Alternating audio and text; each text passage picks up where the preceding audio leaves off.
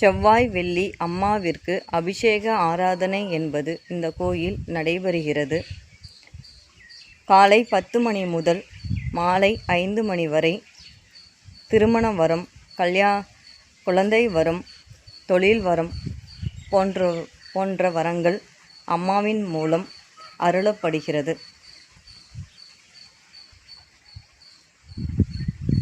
இங்கு யமன் வாராகி அம்மன் 21 அடி உயரத்தில் மண்டை ஓடு மாலையை போட்டுக்கொண்டு நெற்றிக்கண் வைத்து கொண்டு கம்பீரமாக காட்சியளிக்கிறாள்.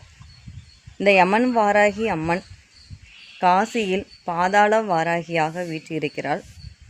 காசிக்கே காவல் தெய்வம் என்றால் நம் வாராகி அம்மன் தான் காவல் தெய்வமாக இருக்கிறாள்.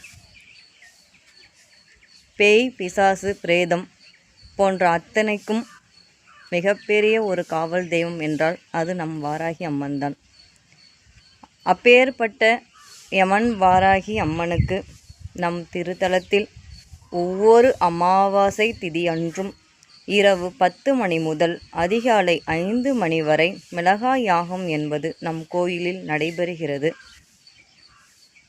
கோயிலுக்கு அமாவாசை அன்று வரும் பக்தர்களுக்கு அமாவாசை அன்று இரவு 12 மணி முதல் 1 மணி வரை மக்கள்கள் தங்கள் கைகளால் மிளகாவை யாகத்தில் போடலாம்.